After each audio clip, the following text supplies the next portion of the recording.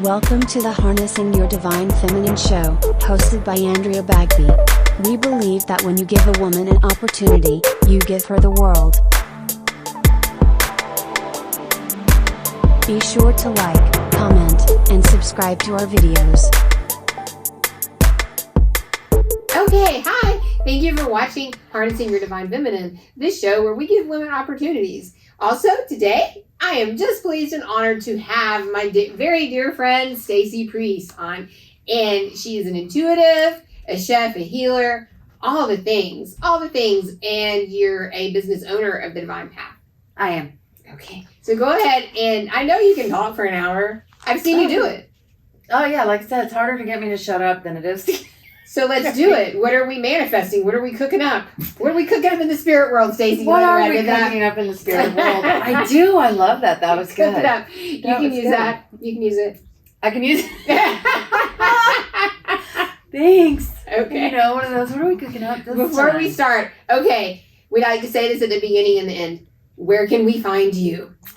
You can find me. I have several Facebook pages. So, because I'm old. So Okay. I have several Facebook pages. One is Stacy Preece Intuitive, one is Chef Stacy Preece, and one is just my plain page. But the business, the Divine Path LLC, has its own page. So it's kind of confusing for some people for me to explain it because my business, I'm partnered with my best friend Glenda Emery. Right. Yeah. So Glenda and I started the Divine Path, and I have an office at the Well of Roswell in Roswell. So the Well of Roswell is a group of, 8 or 9 different healers in that particular one. Well, we rent an office in that group, and our group is a group of 5, 6 healers that we operate out of there. So we laugh and say we're the group inside the group. You are. Well, it's healthy collaborations, and I really think that's what makes successful businesses is the ability to collaborate. Right. Yeah. I've had an office with Becky and Donna at the Well since they were at their office previous over in Roswell before we moved to the one over at 900 Old Roswell Lakes Parkway. So I was at the one before that and moved with them. And when we got in this one, it's such a big, beautiful office, and I love it. And I had to laugh at Becky because she made us all draw numbers pick our office before we went in. And when we got there, of course, the one that I picked, I was like, okay, I normally would pick 6 because 6 is the number that my dad talks to me through. Okay. And so normally I would pick the number 6, and in my head, all I'm hearing is, no, go for the one by the kitchen. No, go for the one by the kitchen. And I'm like, well, I don't really want to be by the kitchen, because we all have that conversation with spirit in our head, where I'm going, no, I don't want to. I'm in a kitchen all the time. Why do I want to have my office next to? Okay, fine. Which is kind of right. I end up getting with them. So in my office, I had this big, beautiful window, but with this cherry blossom right outside, and nobody was able to know that before we got there. So I just kind of laughed at her and I go, yeah, that's what you get for making me pick before we get right. So so you do things out of Atlanta, but also like around the world, right? I can do Zoom or FaceTime or Facebook Messenger video chats with people. So I video chat with people often. It just kind of depends on where they are. Most of the people that come to me, though, they really want to see me in person. Like, they want to sit there in the room with me. They do. And that's personal preference. Like, some people are perfectly fine and they just want to do Zoom. And then other people, no, they want to come in and sit there. And I thought that, best option, I need to have an office somewhere so that I'm not sitting, because I think, 8 years ago when I began, I was just doing readings for people in Barnes and Noble. Right, I've done that, right? Starbucks, McDonald's, Barnes and Noble. Like, I was just the traveling reader in my younger years. No, it's a weird thing. But there is something, I think, being in person tells the universe, like, it's an additional investment. I feel like it's another step. You're telling the universe for the healing. But I get a lot of business from around the world, too, so wherever you're at in your healing process. Well, I sort of figured people that find me are the ones that are supposed to. Absolutely. That's all you can ask for, right? Right. The client's perfect for you. Yeah. What do you do? I know I've eaten your food before. You It is have. amazing. That's why you're next to the kitchen, because you heal the food. Even when you're not in the kitchen, you're still healing the food, I think. That's just in your, like, energetic DNA. I think so. Yeah. Like I was reading something the other day on being a kitchen witch, and I was like, oh, that's me. Right? That's you, right? Like I even have a T-shirt that I can work in that says kitchen witch. Like I have a lot of chef shirts that, you know. I like that you own that. Oh, yeah. Yeah, you just own it. So you've been cooking for years, and through the cooking, you realize you're healing. You're a healer. I would say I realized more that let me back up. When my dad got sick with pancreatic cancer was when I began to shift my cooking towards healthier cooking and heal the body. You know, physician heal thyself sort of thing. So I started to shift towards that as, you know, some sort of way for me to go, okay, well, the stuff that caused my dad his illness could have been prevented had he done better with his food choices. You told me one time, pancreatitis, you told me at a retreat, and you were like, yep, alcohol and red meat. Yep. And that you do, you just kind of drop mics and leave, and then you walked away. And I was like, okay, that's probably true. It is. Yeah. The pancreas is highly affected by cigarettes, alcohol, and red meat. Right. So, in my family and on my own healing journey, I mean, I've had pancreatitis a couple times. That's awful. So it was very painful. It's very it was awful. So you just kind of try to follow that healing path as to where it led me. So, you know, I tried to heal people with food for a while, as a personal chef, and then life happened and I gave up cooking for quite a while, because when I went through the beginning of my recovery journey, when I first got sober, it was one of those that, okay, I can heal with food, and I did that, but that really isn't my calling anymore. Part of my spiritual awakening was realizing that while I'm really good at cooking and while I can help and heal people, it's not supposed to be the main thing that I do anymore. Right. You branch out. You're always growing. So when I began to study things to be an intuitive, you know, cards, palms, reading faces, pendulums, runes, you know, all of those things, I did those, and then I got a bunch of certifications for coaching and trying to mesh the two in their own way to help people in recovery. And so now it's all beginning to come back a little more full circle. Hopefully, I know she's doing it. My mentor, Callie Estes from the Addictions Academy, where I got all of my certifications, I told her, you know, she's having some people do sober companion work for people.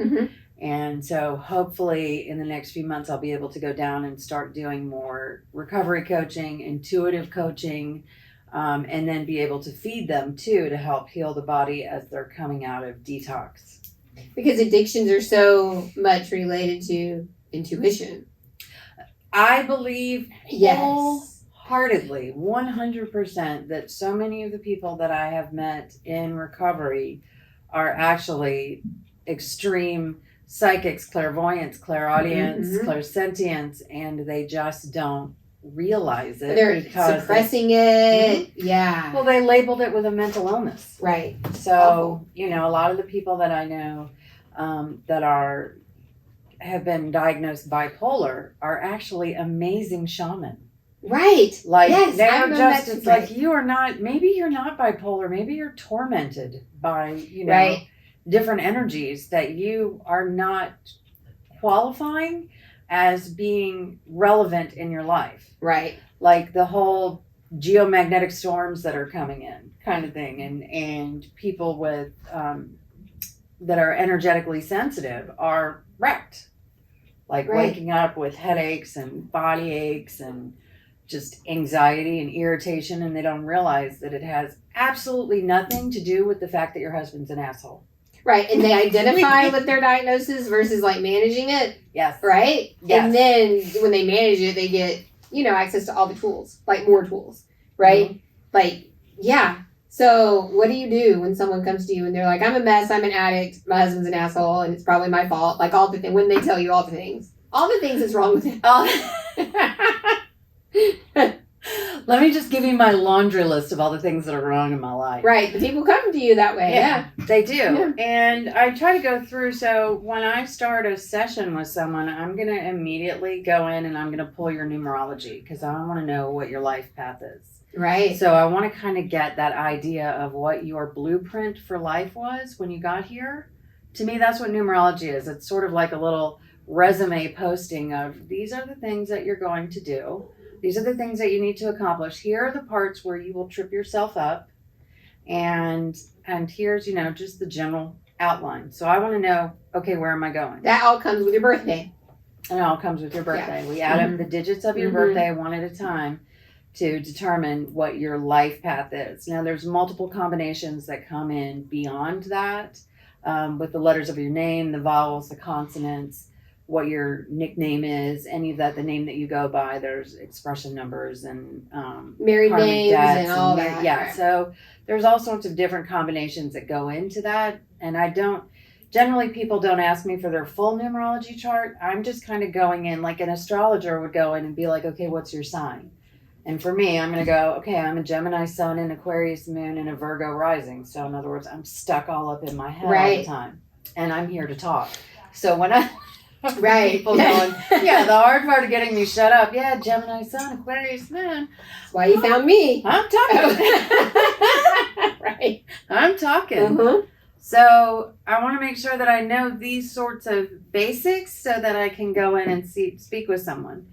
And then once I pull that up, I can take a general list of the qualities. I don't want to call them negative qualities, but that's really trines. In astrology, they call them trines. Yeah, our shadow side. Our challenges. That's what I'm going to call them. Let's say our shadow side things are. And I'm going to look at somebody's shadow side and compare to what's going on in their life and say, all right, well, maybe this is just a challenge that you are meant to learn, heal from, and overcome. Maybe this is just something going on in your life that's part of what you're supposed to be doing. Maybe this is exactly the lesson that you needed. Right. And then they all, inevitably will look at me like, oh, that's the strangest thing, or that's so crazy, Stacy, I can't believe that just happened. And I go, yeah, it happens all the time. Because I went through and I'll even pull my own chart. So I am an 11 life path. So for me, the first half of my life was meant to be fraught with a lot of stress, because it was meant to develop my healing abilities. And so now, and I laugh at my roommate because she's also an 11 life path. And I go, look, I'm 52. She's a few years older than me. And I said, we're really not supposed to be getting a grip on our life until mid-50s and beyond. Okay. I like that. So, Good. Yeah. And I'm like, paths, you're off the hook for the moment. And I go, mid-50s. you're doing all right. Right. I'm doing all right. Yeah. So you've helped a lot of people through giving, people come to see if they're addicts or just more than addicts. Like, what is addiction even really? Well, that's a very good question, and it what is it depends to you? on how you define it. So, right. I did not I did 12-step program for right. about a year, but I don't like their general philosophy of the minute you have one drink, that's it. You're scratched out, and you got to do the walk of shame back up to the front of the room and pick up a new white chip and let everyone know that you screwed up. Yeah, see, I wouldn't do that. Yeah, I would just be like, what drink? And I think that so many people don't go back. Don't go back because of that. Because of that walk of shame that they have to take up to the front of the room. And it's hard. Like, I've seen people do it. Like, people have had 20 years of sobriety. And then they go back out because of something happened. And then they got to walk back up. That's interesting. Shame is the lowest vibrational energy. It is. It's the bottom of the map of consciousness. Right. So anything that associates addiction with shame, you're already, I think, kind of going downhill there. You're not gonna. Yeah, I'm not with that one. Yeah, I'm not with that either. So I found a Buddhist recovery program. I love that. When about 2 years in, and that one was called Refuge Recovery, and I really latched on to that. I mean, like a honey badger latched on. I was like, oh, this is my program. I went to You came and you showed us and did the Zoom and it was a good program. Yeah. Well, the reason why I like Dharma is the one that I'm doing now is called Recovery Dharma. I love, and that's the one that I brought here. Okay, I love Recovery Dharma. I love the concept, everything. Yeah. So in Recovery Dharma, we don't focus on whatever addiction that you have because, everyone immediately goes to drugs and alcohol. Okay, well, yeah, those are the two top ones, or heroin or any of those, but heroin kind of comes up under the drug thing. But what people aren't talking about is food, sex, gambling, shopping, workaholism, people who work out 3 times a day or social media. Or social media. So there's a lot of multiple addictions that can cause suffering in your life. And so I liked the concept of it being, how do we alleviate the suffering in our life? Right. I call those socially acceptable addictions. Yeah. And And I'll find myself knowing, I'm drinking a bit too much coffee. I'm working too much. I need to take a day off. And I know I'm like, okay, I have to manage that. It may be a socially acceptable addiction, but I still have to manage it. They are socially, they're what's called process addictions. Mm-hmm. But they are the socially acceptable addictions that nobody's going to say anything about. And worse, they're the ones that people will throw stones at you all the time for. Or praise you for. I get praised for them. Or I do. Right? Yeah, you work so hard all the time. And I'm like, that's kind of a shadow thing. It's a trauma response. But thank you for acknowledging the trauma response. Yes. Or the yo-yo diet thing. That's a big addiction for people.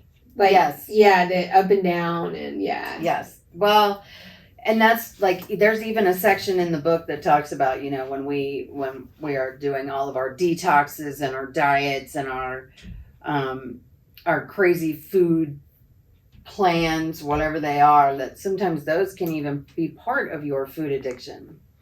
And so now it's not politically correct to call anybody an addict. It's, a person with substance use disorder. Substance use disorder, because the DSM had to add another page for calling it that. But it's, I have so many other things wrong with me other than that I fall into. I fall into the social media addiction. I fall into food addiction. I absolutely fall into shopping addiction because retail therapy is just... Or spirituality addiction, I found, is a big one. Or, and it's anything spiritually bypassing, right? There was a time in my life where I was going to a yoga class 3 times a day. And even my teacher was like, I had a good teacher at the time, and she was like, Andrea, you're spiritually bypassing. Don't come for a week. Right? And I was like, dang, you busted me. Busted. Right? Anything that just brings you out of balance. Yeah, pretty much. And it's also sort of filling a void in yourself so that you don't have to deal with whatever it is that you're supposed to be dealing with. Which is really what it comes down to for me is, are you just filling a void in your life so that you don't have to deal with whatever it is? You're constantly doing whatever distraction that it is. So I can distract myself on Amazon for 2 hours, or I can distract myself on TikTok for 5 and not even realize that I've done it. Until I kind of look at the clock and it's like, oh, where'd my day go? Right. Or, food. I can distract myself meal planning and dissecting the ingredients and doing all that, thinking I'm this big spiritual yogi. And all I'm doing is sort of abusing food, trying to make everything gluten-free, organic, and vegan. The reality is balance, right? Balance. And you help people with balance in all areas. Now, a lot of times addiction is an outside entity coming in on you. Or addiction is an entity.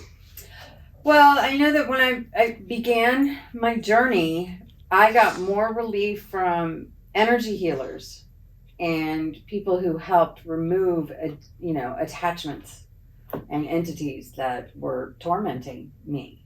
And so now, every once in a while, if I am having strange cravings, all of a sudden I feel like, oh my gosh, I really need to go to the bar right now and I need to go and do this. I get on the phone and I will call Glenda and I'll be like, look, crazy thoughts are in my head. Could you just do a check? Because sometimes I can't see them. Because sometimes it's not you. Mine. It's not you, right? It's not me. It's not you wanting to go to the bar. It's not me wanting to go to the bar. I have picked up some spirit or energy that is carrying along with me. And that was my other part with 12-step programs. Every time I went in, I came out with an extra. Probably several. It was it's a bizarre entity, that 12-step thing. Not that if it works for you, do it. Great. Works for people. It works for people, and the people who do it, I 100%, by all means, you keep working whatever program works for you. I just say for me, it didn't exactly. And I also had a lot of people in my 12-step room. I really upset them when I said Bill Wilson, who was the creator of AA and 12-step programs, he is the man.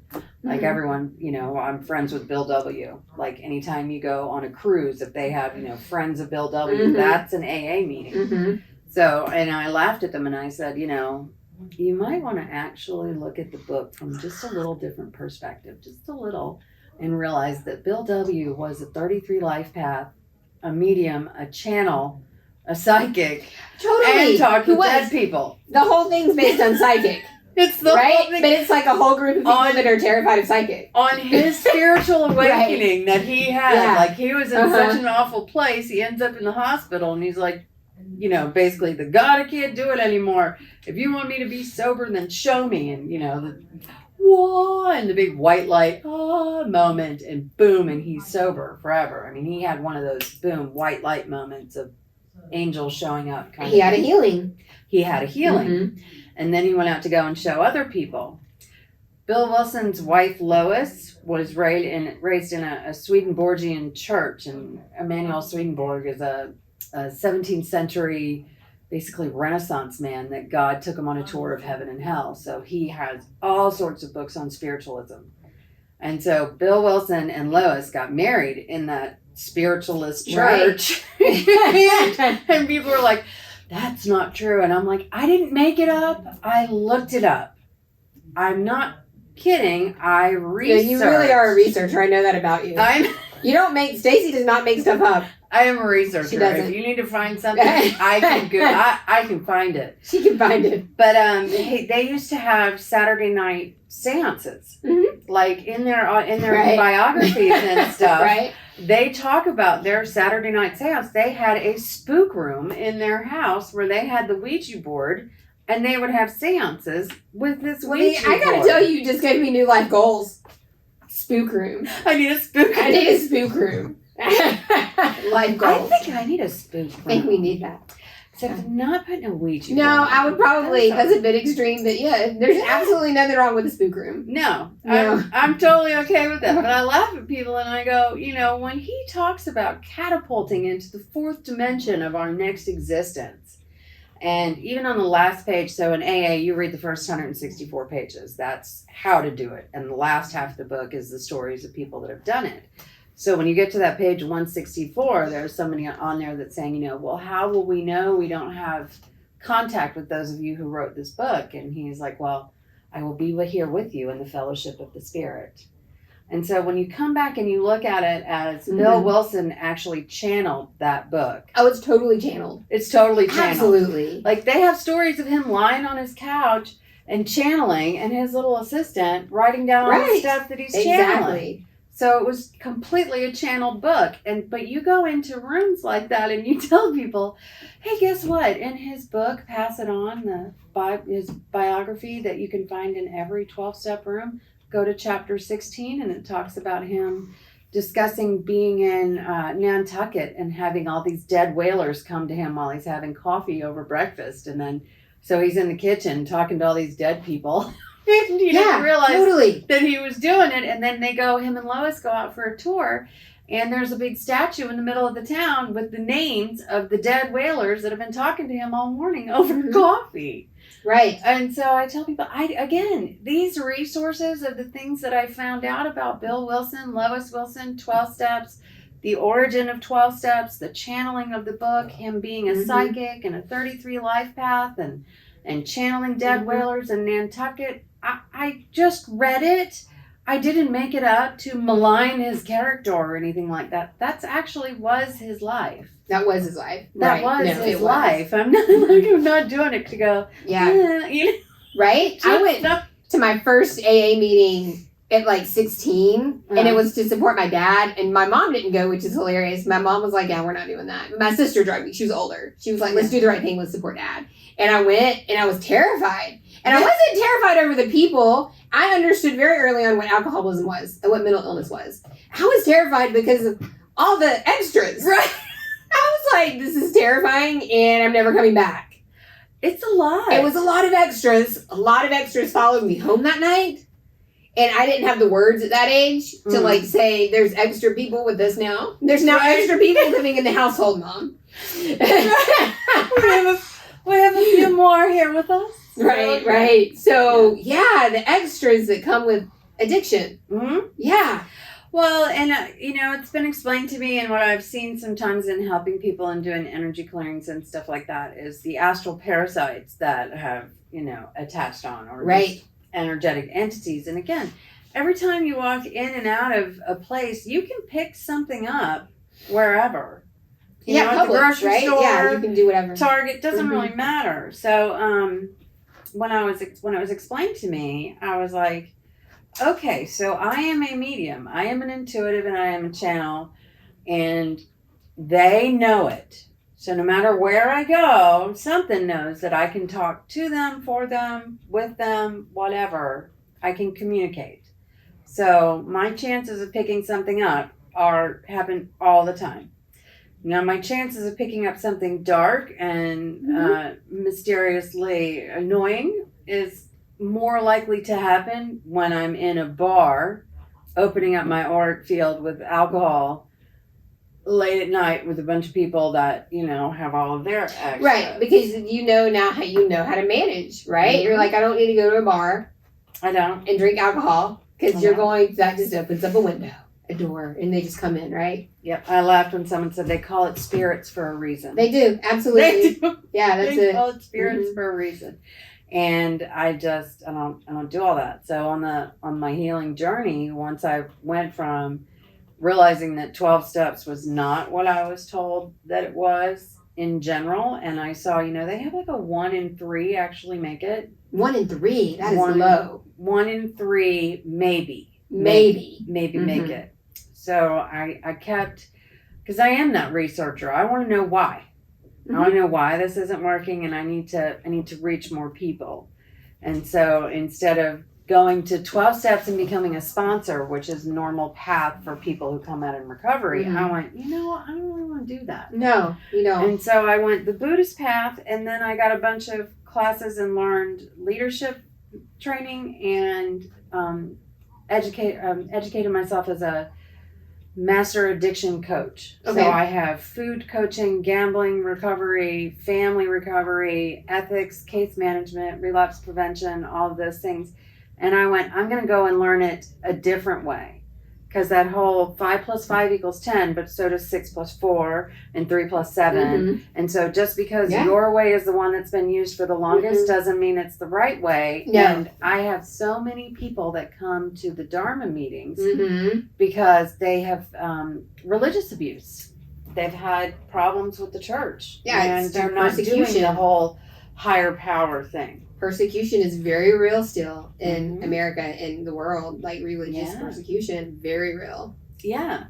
So I have plenty of people in the LGBTQI community that will come in. I have other people that just, I have lots of Reformed Catholics, as I refer to them. Yes. They're countless. I think one time I was sitting in one of the meetings and I'm looking around the room at everybody and I go, y'all are all a bunch of old Catholics. Right? Yeah. Which is a whole metaphysical thing right there. They're all right. It's it was like witchcrafty thing. It was like 8 people there who all have, walked away from the Catholic Church, and we're sitting in this Buddhist room, and then I go on with my energy healing talk when I was sharing about something, and they're all just kind of looking at me, and I go, isn't it fun when you just get blank stares in the room? all eyes on you, and they're just staring at you. I have that sometimes. But then you probably, like, what are you really doing if you're not getting the blank stares? Like, really? You need to have them every once in a while. You need to have them every once in a while. Right. Well, Tony Robbins talks about when, if you were to watch his Netflix special, like, I'm Not Your Guru. And one of the things he talks about is why, someone asked him, why do you cuss so much? And he said, because there's a psychological reason why I throw that in every once in a while. Mm-hmm. Every once in a while to throw in, what the fuck were you thinking? Snaps the subconscious mind into the conscious mind and actually brings us back to the present, because it's so startling that it's kind of, oh my God, I just said that out loud in a room full of people. You know? And I mean, it's very authentic. It is. I love him for that. Right. But he's got a point. So some of these things, when I do those mic drop stuff for people, it's no, I'm doing it because I need you to come from the subconscious mind back up here into the conscious, so that we can have a conversation about why things are happening the way that they've been happening. Because if we don't understand the subconscious and the conscious as how they relate to each other, you just spend a lot of time spinning your wheels. Absolutely. Absolutely. You know? So you walk people through all of that and you bring them back. Yeah. And it's very grounding, right? Because with like any addiction's ungrounding. It's just an ungrounding state of being. Mm. And then when you bring them back, they can start to see, oh, this is why I'm drinking. Yeah. This is why I'm shopping. This is why I'm doing meth. And it's not necessarily even their fault. Well, no, sometimes it's not. Yeah. You know, it's one of those, I believe that there are people that have generational demons that hang with them. Right. That could have been there for, you know, multiple generations in your family, and they're tormenting you from birth. And then you have walked them through being like, go away. Yeah. Go to the light. Go do something. Right. You are not welcome here anymore, and I'm going to need you to go. Right. And you know, and if you don't go, don't make me call people. Right. And then you call people, and then it's a thing, right? Yeah.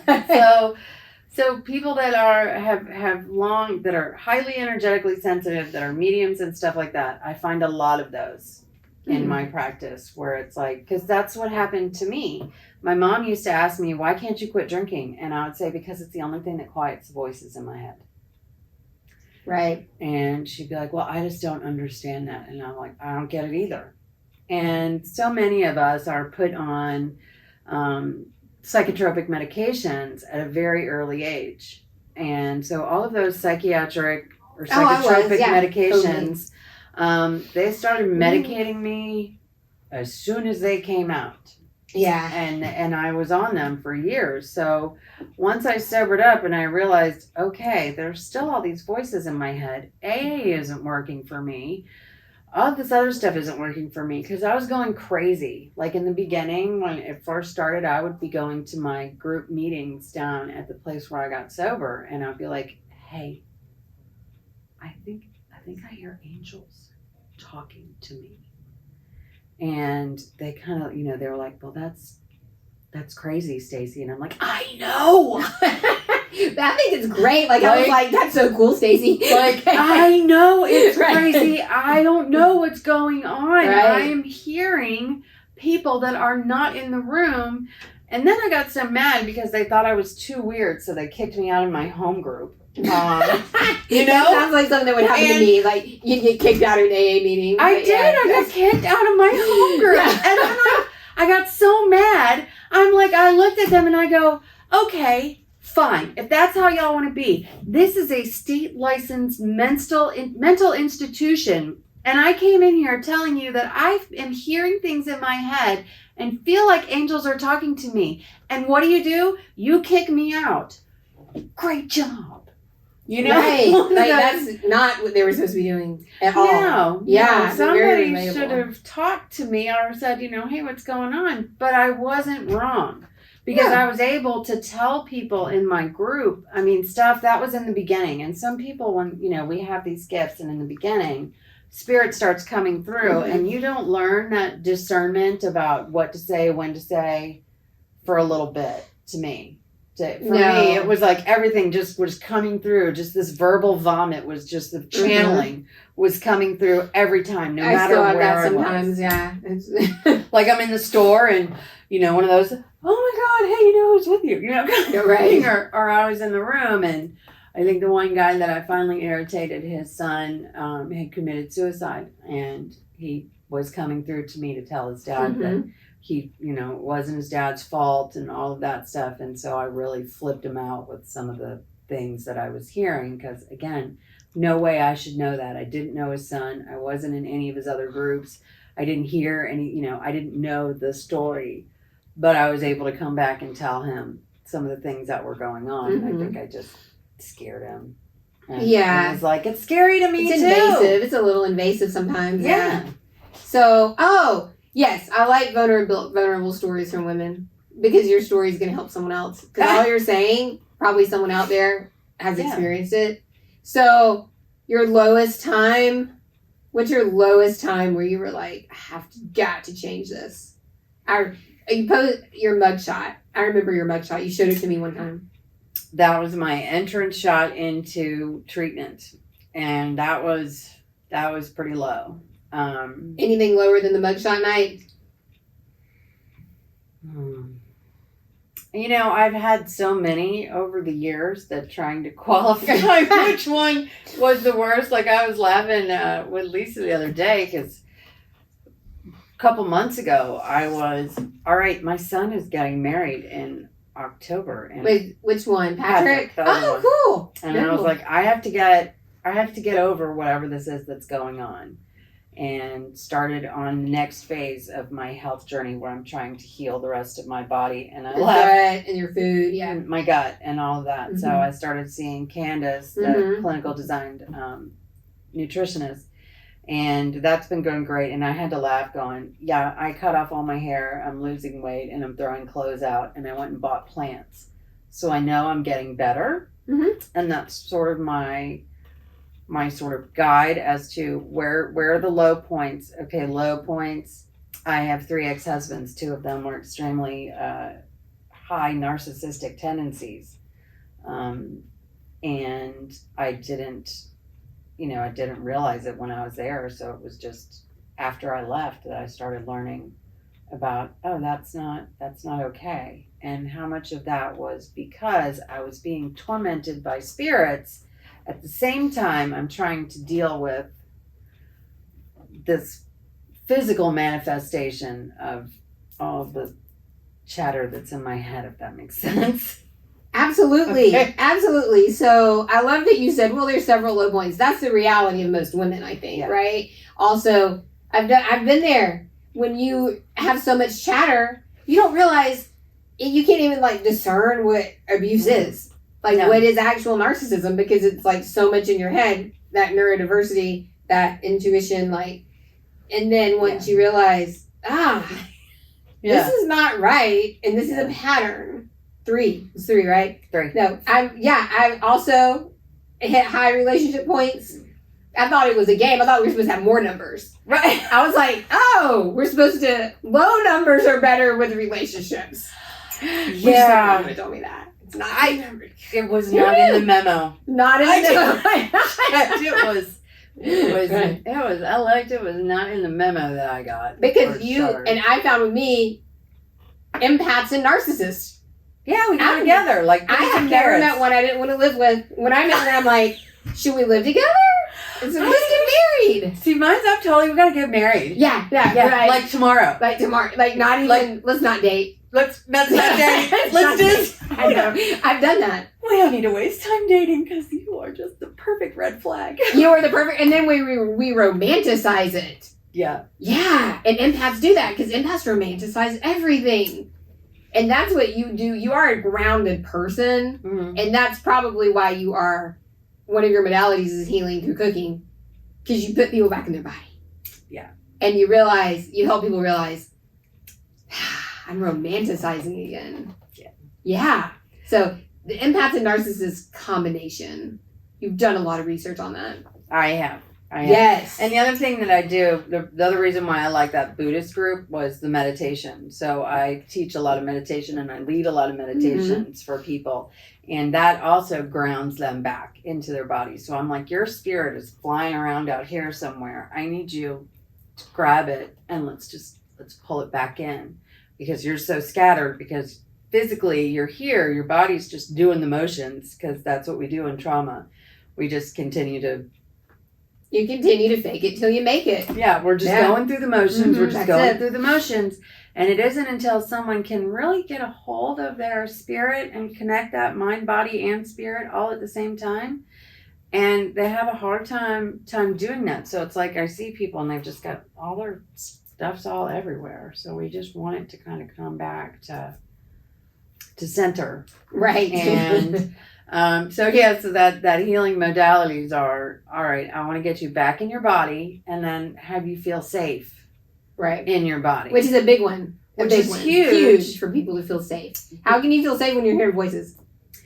How can you feel safe when you've had a life full of addictions, and all sorts of people you've been traumatized since childhood, and everyone is telling you how you suck, you're no good, nobody wants to hang out with you, you're just a mess.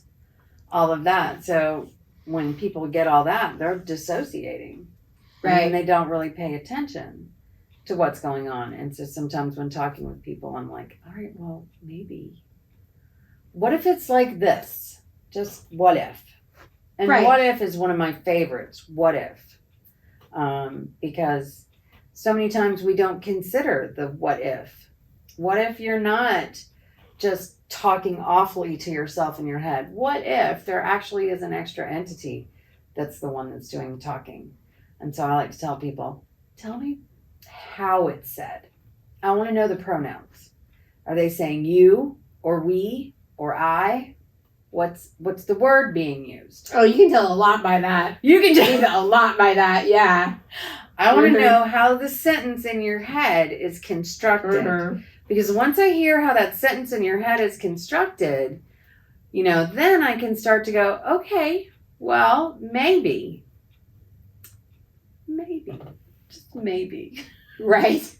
I'm just going to throw it out there. What do you think if I said this? And then a lot of times I will back it up with, because that's what happened to me.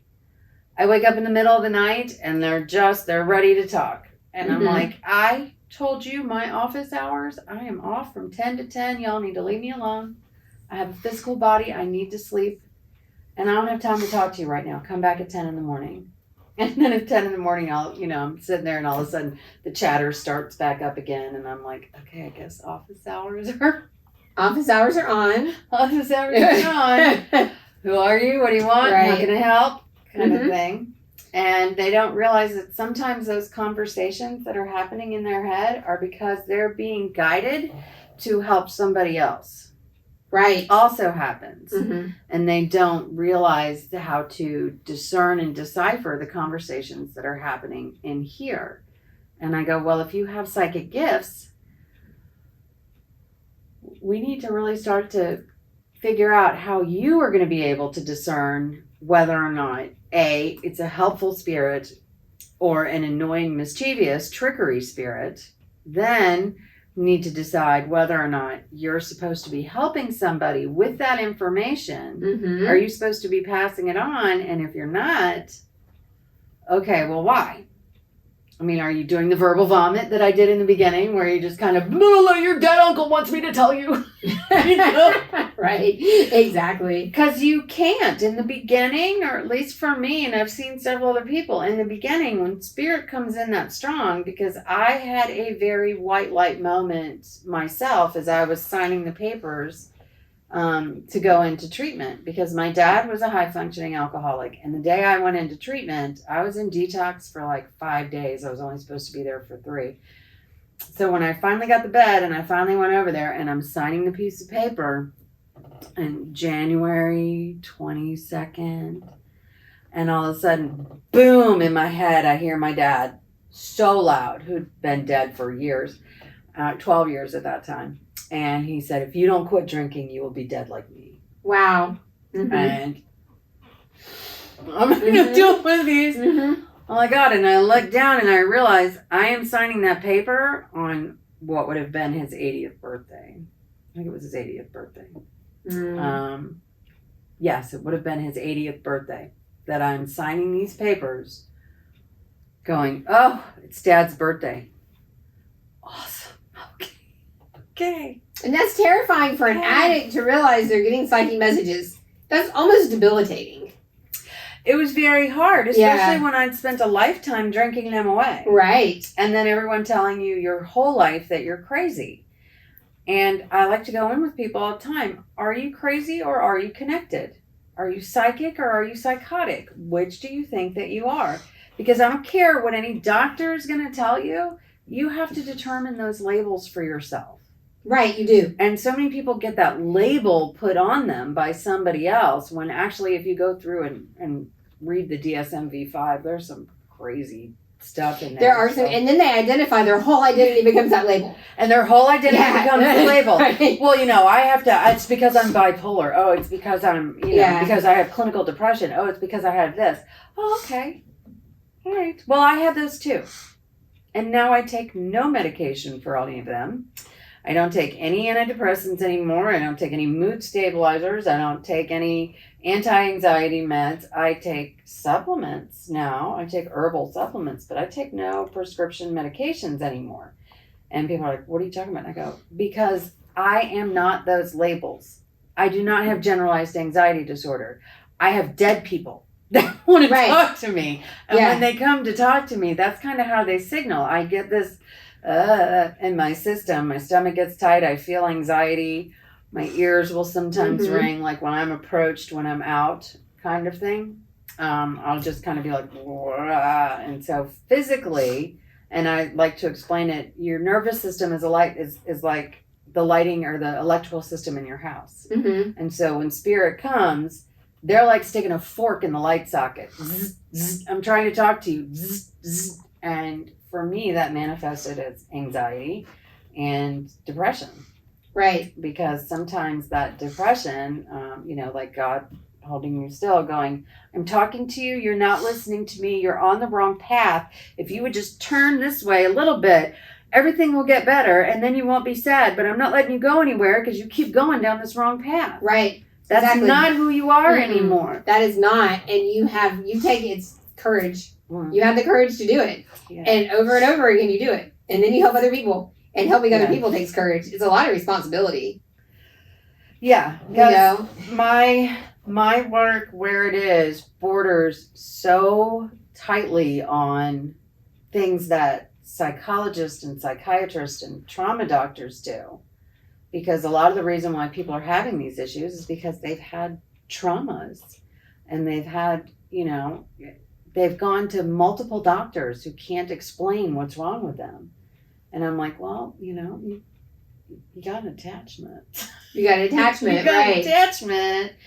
And I don't know how to explain this to you, but that's causing a little disruption in that astral parasite is causing a little disruption in your nervous system, which is kind of carrying into the rest of your system. And what if that was it? And what if we could fix that? And then you help them cut the cords, get rid of the attachment, throw it out, do a little exorcism-ish? It depends mostly. I don't have as many people that come in with those harsh ones. So if I can't take care of it when I'm sitting there with you, then I know people who can. You know people who know people. I know people. I do too, yeah. No, I know people who can get the job done. And I tell people all the time, if I can't do it, I assure you, I know somebody. We know, that's the thing. I know somebody. It's like the spiritual mafia. We're the spiritual mafia. Really? I love it. We're the spirit. We know people who know people. We do. Come to one of our events and you'll probably get a piece of cake. Yeah. Right. And you'll know people who know people. Right. And so when I laugh, because a lot of times too, when I work with people, I have ones who are, well, you have all these coaching certifications. Why are you using tarot cards? Or why are you using runes? And I go, for the exact same reason that Tony Robbins cusses. I use them because sometimes people are so locked in their own belief system that they can't get out of it. And so I can talk until I'm blue in the face and it's just going to whoo-hoo and they're not going to hear me. But the minute I have them, so often I will have people, the minute they come into the office, I will have them pull 5 runes and set them on the table. And the runes sit there the whole time we're talking. I'm not telling them what they mean. I'm not telling them what's going on with them. I've just set them there. And I love runes in particular because 99% of the people that come to a spiritual person don't understand runes. Right. RUNES for those researchers out there. So for the researchers, runes are Norse, Old Germanic symbols that are carved on stones. And they're very similar to, in practice, to tarot cards, in that each one has a meaning. Most of them have a reverse meaning. There's a few that don't reverse, and so it's just plain one.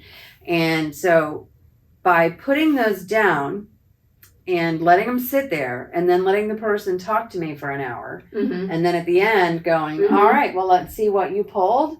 And then I can show them that what they pulled was exactly everything that we'd spent the last hour talking about. Right. And I go, this is your intuitive development. You know your answers. The whole premise of coaching is that everyone knows their own answer. They know their own solution. You just have to help them pull that solution out. Right. And so part of what I'm doing is that, okay, here's a physical representation of everything that you just talked about. And here is how Spirit is telling you to fix it. And I can't make you do it. I kind of gotten to the point over the years, like, I don't even care if you do it. I'm just telling you that right now on this timeline, this is the advice that you're being given on how to solve the problem that you had that is represented in these first 3 runes that you have been talking about for the last hour and didn't realize that these are all connected. Right. They're all. Yeah. And that you are intuitive, and that you have gifts, and that you are hearing messages and getting signs and solutions from Spirit, and to show you that you already know how powerful that you are. Look, you already did it. You didn't know what any of these meant. You pulled them, and they say exactly what's going on. And then they're like, whoa. Right? Oh, you see me. And they go, whoa, yes. how did you do that? And I go, I didn't do it. You did it. I am a messenger. As an 11 life path, I am a spiritual messenger. My job is just to deliver the message. That's it. That's okay. it. What's your final words of wisdom for anybody listening today? To really decipher whether or not you are crazy or whether or not you are connected. Are you psychic or are you psychotic? And are you going to accept everyone's labels that they put on you? If I were to accept all of those labels that were put on me over the years by doctors, by my parents, by my ex-husbands, by my friends, I'd be a hot flipping mess. You wouldn't be here today. I wouldn't be here. I wouldn't be here. But I no longer accepted those. I think it's very important to again, meditation is key. That was the biggest part. Meditation, energy healers, and trying something different was the biggest key to my recovery. If I would have stayed in 12 steps, I'd be dead. Right. It wasn't my path. So don't make anyone force you to take a path that you do not resonate with. Because in the beginning, when you come out of any treatment center or you are working on any sobriety or recovery program, whatever you want to call it, you will inevitably be forced towards 12 steps. And if it doesn't resonate with you, it is not the only way. And it does not mean that you're going to die. No. Because that's what they say. Right. If you don't do this, you're going to be dead. Right. If you don't do this, it's jail, institution, or death. Those are your only options if you don't do 12 steps. And that just irritates That's me. really cultish. That's the definition of a cult. It's cultish. Right? And I just don't. I personally, I know a lot of people who do, but I personally don't resonate with that thought process. I don't either. I do not at all. No. So I would really like for people to know that I don't care what anyone has told you about you. If you sit with the right person, with the right reader, with the right coach, even with the right therapist, if you sit with the right person, you can open those doors to find out what your truth really is. Right. My truth is that I am incredibly connected to spirit. I get talked to all the time. I feel exceptional energies all the time. They can make me sick. They can make me tired, they can make me non-functioning, or they can really raise me up and they will make me feel great and I will continue on to do what I do. But I didn't know any of that until I took the time to really look at what was going on and say, maybe there's another explanation for why things are the way they are. Right. Thank you. Thank you for sharing your story, being vulnerable, and giving people an opportunity to heal. And we find you at thedivinepathllc.com. Yes. Is that correct? Thedivinepathllc.com, Stacy Preece. Thank you for listening today. Go out and give a woman an opportunity today. Bye. The Harnessing Your Divine Feminine show is produced by 8 Robinsons TV. Subscribe for only $30 per year for access to exclusive and archived content. Visit www.the8ROBINSONS.tv. Thank you for watching.